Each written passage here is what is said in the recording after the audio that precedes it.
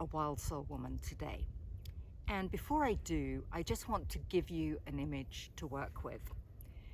So what I want you to do is imagine the most beautiful field, the most beautiful meadow that you can think of. And in this field is this diversity of life working harmoniously together.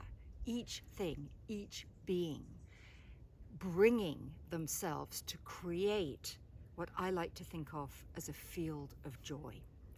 And how that happens is that each being is naturally giving of its own gifts. So if you think about it, a wild soul woman is someone who has worked through all the things that are blocking her and shaming her and silencing her from showing up truly as who she is in the most creative, beautiful way. When we each do that, when we each take responsibility for doing that, we don't just create more wild souls, we create more soil. We become literally the fertile ground out of which new life can spring. Now, that's an image that comes very much from the Grassland Woman section of my book. So a wild soul woman is a book that takes women on a journey through these 5 earth archetypes of desert woman and forest woman and ocean and river woman and mountain woman and grassland woman. And each of these archetypes are, as all archetypes are, patterns of energy and collections of characteristics that we can relate to. So instead of sort of talking to you about that, I want to give you an experience of that. So just take a moment and in your mind's eye, think about the silence and the spaciousness of the barren lands of Desert Woman. Just allow that to come in to your imagination. Or the dark womb, the mystery, the cocooned space of Forest Woman. The waters break in Ocean and River Woman. And can you feel that flow of energy released from the dams, the great wave rushing to the shore, even the still lake? Just feel that coming into your psyche and your soul. And then imagine the majesty and the grit and grandeur of mountains as an aspect of yourself. So feel these as presences here, but also within you. And then Grassland Woman, that place we just visited, where we each learn to give our sacred medicine and to live in community, in harmony, in reciprocity with the earth and each other. And just allow, in this moment, one of those archetypes to speak to you. And just allow yourself to feel into it for a moment. It might be comfortable to shut your eyes, take a few deep breaths. And when you feel that archetype, don't overthink it, just the one that seems to have the most energy in the moment. I want you to think what that archetype knows that perhaps you have yet to learn. So the desert woman in me knows, or the forest woman in me knows, or the ocean and river woman in me knows. And just take a moment to consider the wisdom that this archetype might hold for you. So this simple exercise of reflecting on these archetypes and then inquiring what they might know, what wisdom they might have for you, is a practice you can do daily. So archetypes are incredibly powerful. Many of us in our lives have been sort of taken over by certain different archetypes. You know, sometimes it's the victim archetype, the poor me, or the warrior archetype, or the orphan archetype, or one of the classic archetypes, the Zeus, the Athena.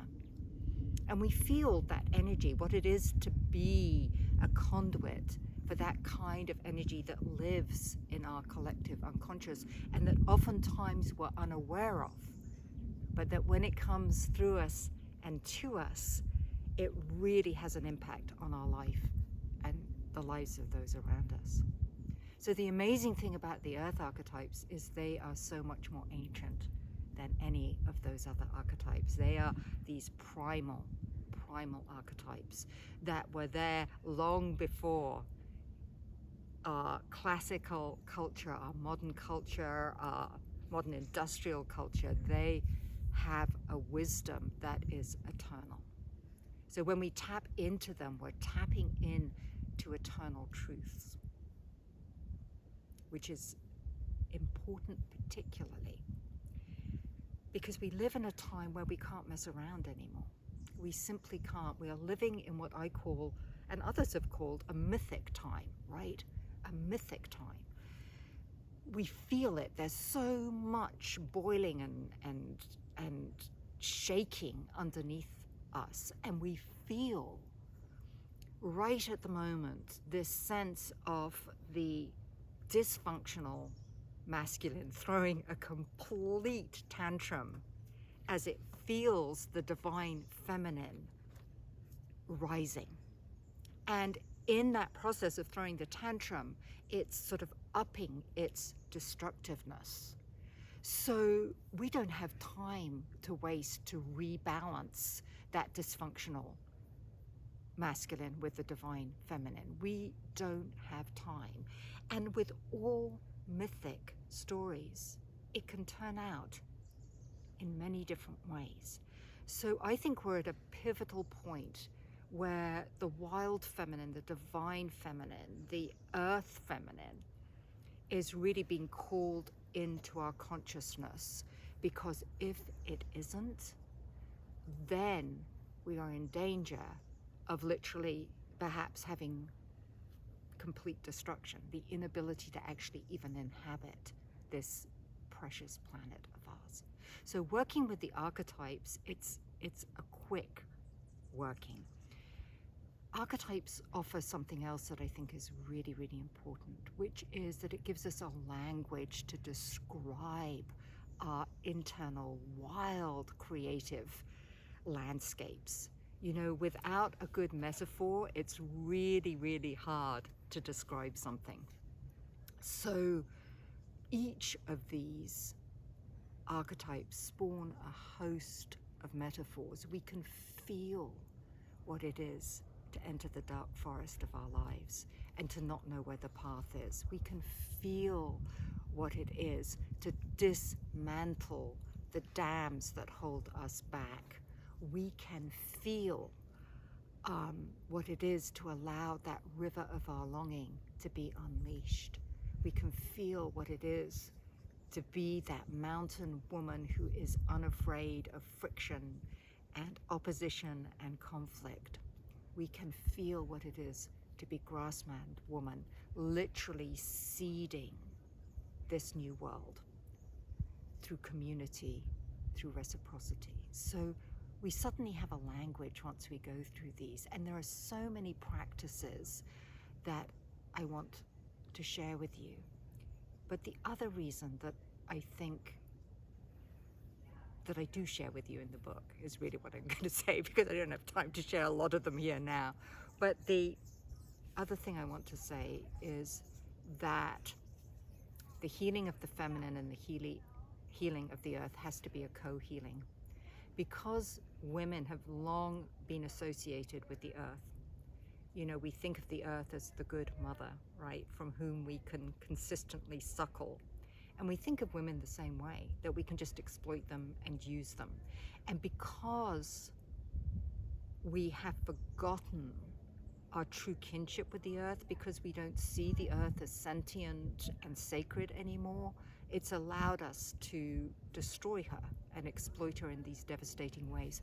The same with the feminine. We've diminished it, we've put it down in the hierarchy, and therefore we can use women and exploit women and rape women and mine women. So to heal the earth, we need to heal the feminine, and to heal the feminine is to heal the earth. And I think that's really important to know. And there is something about our relationship as women to the earth that I think is so sacred and special. And we know that our own rhythms and cycles mirror those of the earth. We know that our bellies fill with amniotic seas of ancient fluid. We know this. But do we feel the love that we have for the earth reciprocated? So I want to tell you a quick story. I was teaching an online class to hundreds of women around the world, and I was just getting to the grassland woman section, and I decided I would get up early and just ground myself. Bare feet, dew-drenched grasses, and I just wanted to root myself in the earth. So I stood there and I shut my eyes, and I felt all my energy and all my love for the earth going deep, deep, deep into her body. But then I did something that I hadn't dared to do before. And that was to allow the earth to love me back. Really hard sometimes, especially for women, to receive love. And so as I stood there, I felt that energy and that sap and that glow rising from my feet up through my body, all the way up, just full of eros and sensuality. And when I opened my eyes, there was a buck, big buck, with a black quivery nose about 6 feet away from me. And I swear, if I hadn't moved, I was so full of earth eros, he would have mounted me. And I'm laughing about it, but there is some truth in that. And it was one of the most remarkable, memorable experiences of my life, because that was something that had me experience in every bone and breath and cell of my body that the earth is with us. And that's what I want to say about these earth ancestors. They are with us. Each one has your back, just like your human ancestors who worked and struggled and survived so that you could be born into this world. So too, these amazing bodies, these amazing landscapes have been here working and working and working so that we too could emerge from them into our fullness. So one of the practices is to receive the love of the earth back into you, is to really to do that. What else do I want to say to you? There are almost 80 practices in this book.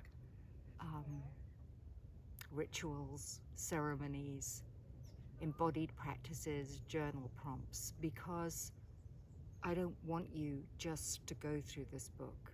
I want you to integrate the wisdom of these great earth archetypes. A simple example in Desert Woman would be to really ask the question, who am I really? Desert Woman is all about getting to the nitty-gritty truth. So if you sit with your journal in a little silence place in the quiet and ask, who am I really? Just give yourself time to see what emerges. And there are questions like that throughout this book, because there's a stripping away that has to happen before we get to the kernel of who we are. And we have to strip away all this enculturation, all of the shoulds, all of the shaming, all of the silencing, all of the suppression. And we have to rise because, my sisters, this is our time, and the urgency of our time tells us we can't mess around. We need to rewild our souls so we can rewild this earth.